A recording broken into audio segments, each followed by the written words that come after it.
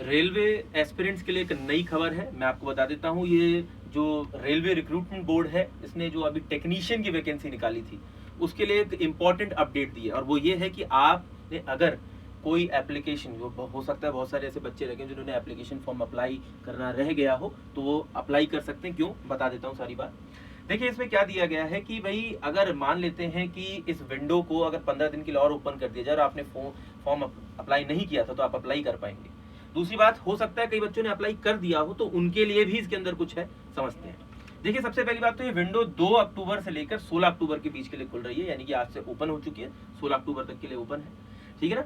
दूसरी बात, आप लॉगिन करने के लिए rrbapply.gov.in वेबसाइट पर जाकर इस काम को कर पाएंगे, ठीक है। अब हो सकता है कि पहले उन बच्चों को ले लेते हैं जिन्होंने पहले से आरआरबी टेक्नीशियन ग्रेड 3 के लिए अप्लाई किया हुआ है। तो आरआरबी कहता है कि भाई आप पहले, हमने जो नंबर ऑफ कैटेगरीज ओपन करी थी, जो एडवर्टीजमेंट आपके लिए निकाला था CEN 02/2024, उसके अंदर 2 से 18 कैटेगरीज थी, नंबर 2 से लेकर नंबर 18 तक। तो उसके अंदर हो सकता है कि आपने अप्लाई किया हो, ठीक है ना, और आपने फी भी पे कर दी हो सक्सेसफुली। लेकिन अभी उन्होंने कहा है कि 2 तारीख से लेकर 16 तारीख के बीच में आप बिना किसी फी पेमेंट के आप उसमें जा सकते हैं, मॉडिफिकेशन कर सकते हैं अगर आपको कोई करना है, ठीक है ना, एजुकेशनल क्वालिफिकेशन या री अपलोडिंग ऑफ द फोटोग्राफ या सिग्नेचर या change of RRB and post preference, ठीक है ना, ऑल टेक्नीशियन ग्रेड 3 कैटेगरीज, जो कि आपकी 2 से लेकर 18 तक के लिए आपने अप्लाई की थी। लेकिन इसके साथ साथ, ठीक है ना, आपको न्यू कैटेगरीज का भी एक्सेस मिल जाएगा। 19 से 40 जो नंबर की कैटेगरीज ओपन हुई है, तो आप उसमें भी अगर किसी तरह का अप्लाई या फिर मॉडिफाई करना चाहते हैं तो कर सकते हैं, पहली बात, अगर आप एलिजिबल हैं तो। दूसरा, ये कोशिश करें कि नई एप्लीकेशन को सबमिट ना करें। अगर आप ऑलरेडी अप्लाई कर चुके हैं, उससे आपकी एप्लीकेशन रिजेक्ट होने के चांसेस बढ़ जाएंगे। तो अगर पहले से अप्लाई किया हुआ है, तब इसका इस्तेमाल ना करें, ठीक है। दूसरा, जिन बच्चे ने अभी तक अप्लाई किया ही नहीं है आरआरबी टेक्नीशियन के लिए, ठीक है ना, तो न्यू कैंडिडेट्स के लिए भी इन्होंने कुछ बताया है।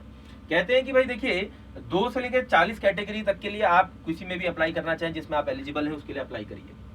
दूसरा, कहते हैं कि हो सकता है कि आपने पहले अप्लाई किया हो, लेकिन क्या कहते हैं, आपने फी पे नहीं करी और रह गए हो, तो अभी आप फी पे करके अपना जो एप्लीकेशन है उसको पूरा कर सकते हैं।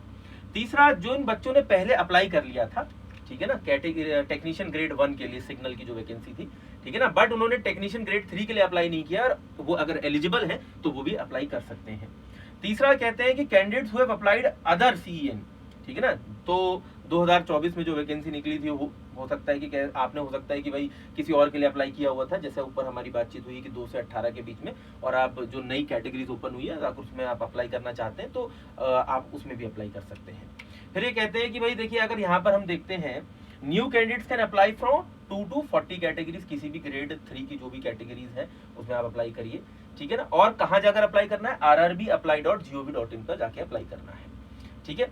दूसरी बात ये भी है कि मॉडिफिकेशन विंडो जो ओपन हुआ, आप मान लेते हैं अप्लाई कर देते हैं, इस बार अप्लाई करने के बाद जो नया यूजर है, जो नया स्टूडेंट है, उसने अप्लाई कर दिया, लेकिन जैसे पुराने स्टूडेंट से कुछ गलती हुई होंगी, वो उसको तो अभी करेक्शन करने का मौका मिल गया, लेकिन नए स्टूडेंट को तो मौका मिलना चाहिए दोबारा, ठीक है ना, क्योंकि उससे जो गलतियां अब होंगी।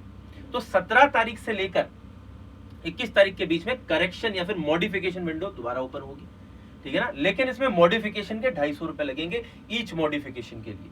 तो ध्यान रखना है कि भाई गलती ना ही करें, 250 रुपए क्यों बर्बाद करने, है ना। तो उसमें for existing candidate data access is limited, यानी कि आप एजुकेशनल क्वालिफिकेशन है, जोन है, पोस्ट है, चेंज ऑफ प्रेफरेंसेस है, फोटो सिग्नेचर अपनी री अपलोड कर सकते हैं, ये चेंजेस आप कर सकते हैं, ठीक है। तो लेकिन इसमें बस यही रहेगा कि आप जो भी अपना डेटा यहाँ पर आपसे पूछा जाता है फॉर्म भरते समय, जो भी आप उसमें मेंशन करें, वो आपके सर्टिफिकेट में लिखा होना चाहिए। आपकी फोटोग्राफ और सिग्नेचर अपलोड करने का जो प्रोविजन आरआरबी ने दिया है, उसी के हिसाब से अप्लाई करें, किसी के कहने पर ना जाए, ठीक है ना। तो नोटिफिकेशन का जो वीडियो है वो भी हमारे चैनल पर है, अगर आप सर्च करेंगे RRBJ technician notification, full notification, तो वो भी आपको मिल जाएगा, और उसमें सारी बातें आपको बताई गई हैं।